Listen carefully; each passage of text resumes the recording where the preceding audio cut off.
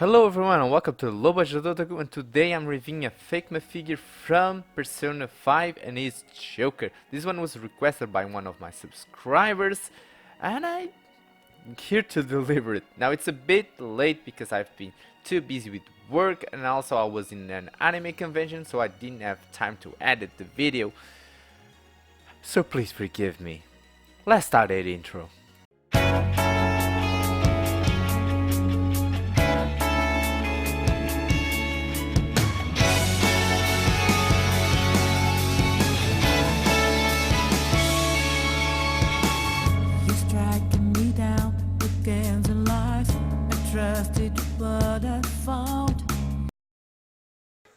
Follow me.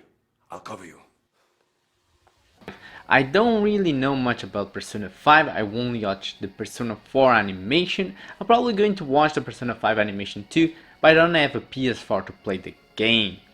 So basically I'm coming to this figure with very low expectations and not real attachment to the character. Now the figure itself looked really good, so much that I was thinking about picking up the reissue version that is coming out with Panther from the same show or game, but it was sold out. I actually managed to reserve Panther, so in November I will have that figure to review, the original Figma Panther. Now, some of you in my subscriber base asked me to review this figure, so I got it. So let's see what we got. Let's take him off the stand. By the way, tell me if there's some improvements in focusing on the video, because I actually got a new program that I'm using to film it on my cell phone.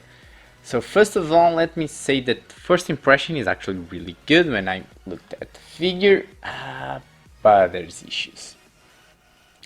I'm for now trying to make him stand up on his own. Can he? Very hard, because why does he have heels? Why does he have heels? I don't know. Not the best thing in the world, but okay. So first thing, the stand. The stand is our classic Figma stand, is actually really well solid, but Focus! can it focus? Okay, so I think this autofocus is not as good as I would imagine it to be.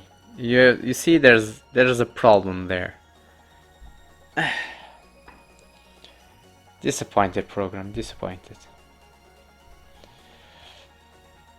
Let's see, what else does he bring? He brings a lot of accessories, but let's first start for the hands, because it's the easiest part that I can show you.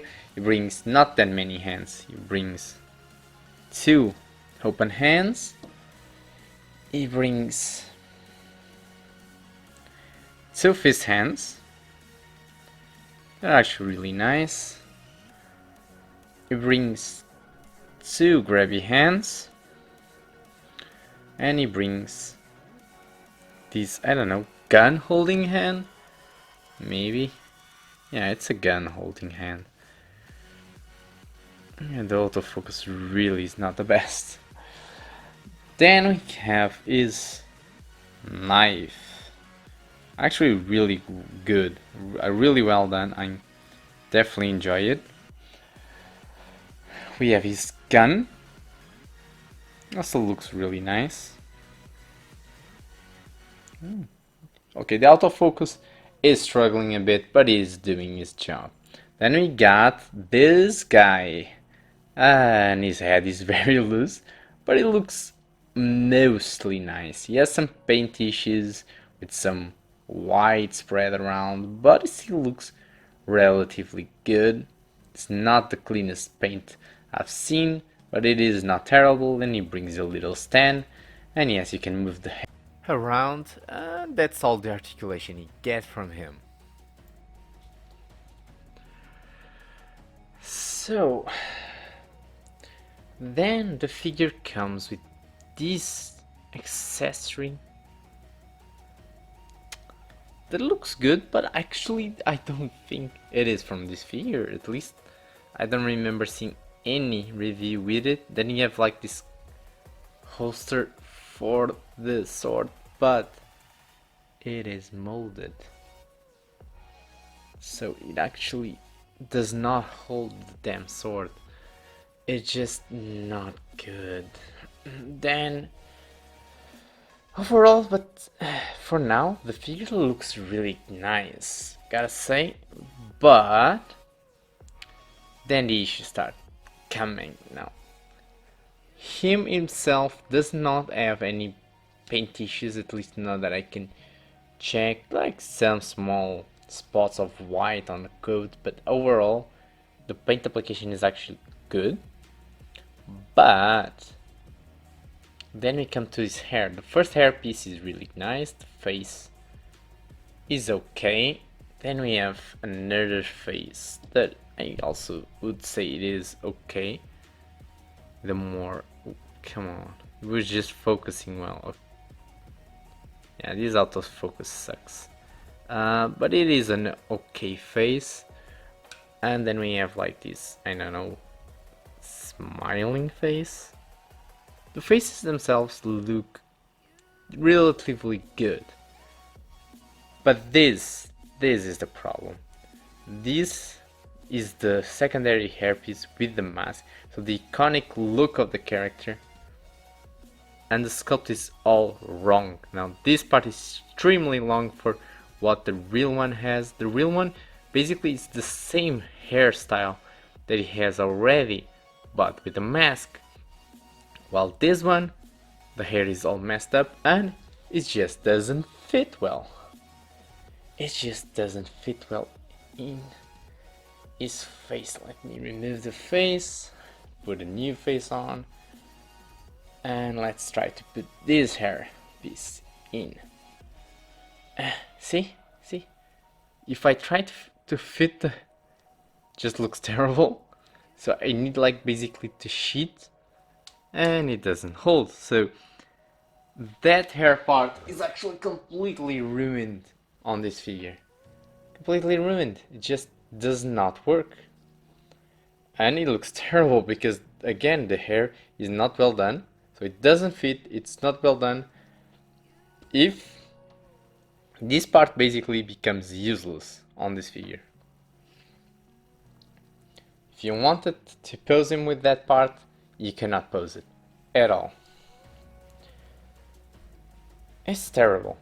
It is terrible. Because otherwise the figure is mostly even solid. I think the only articulation I'm seeing for now that is loose is this one. But let's take a look at the articulation.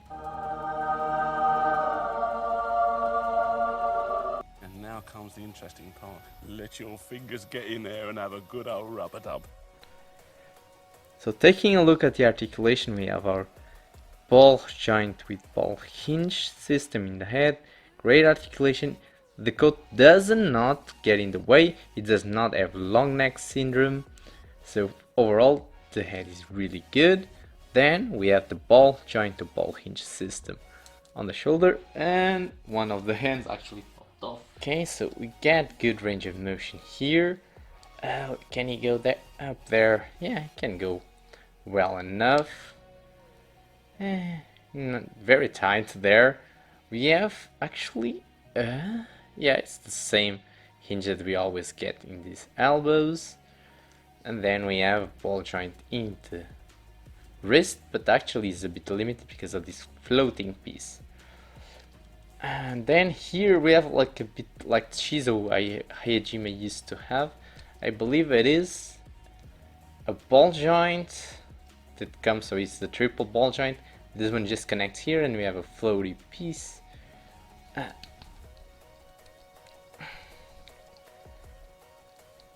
believe actually there's more connections there, but not that much crunch, not that much leaning back.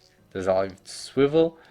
Here I believe we have 3 hinges for the coat, so great articulation on the coat.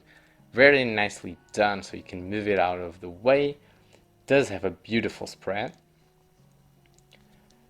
It kicks far very much, but because of the crunch piece, it does that in an angle.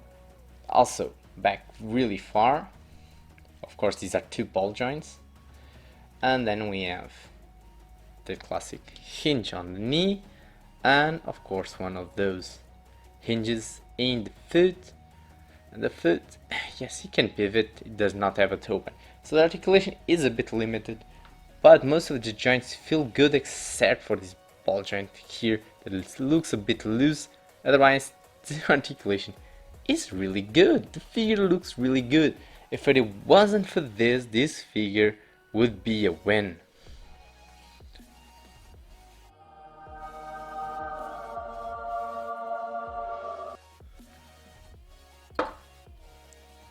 Figma Shizu Hayajima, Figma Ryuku Matoi, Figma John the Hark Alter, and Figma Ram. I don't have that many things to complain about this figure, but what I have to complain is enough for me not to give it my low budget otaku seal of approval. Losing the mask part just hurts a bit. It just brings this figure down from being a really good KO to being a eh. But again, if you don't mind losing that part, probably you can get this figure. If not, remember the reissue is coming in November. If you can still find it at a decent price, it's definitely a better option than this KO. And that's it for this review. I hope it helped. I hope you enjoyed the pictures that I'm showing and it helps you make up your mind. And this week I may do another review on the weekend, but I'm going to release soon some cosplay and anime convention related videos, and I hope you look forward for them because it's going to be amazing. If you enjoyed the video, don't forget to leave a like. Help out the channel by subscribing and hitting that little bell icon to always get notified when the next video is up. Thank you very much for watching. See you next time.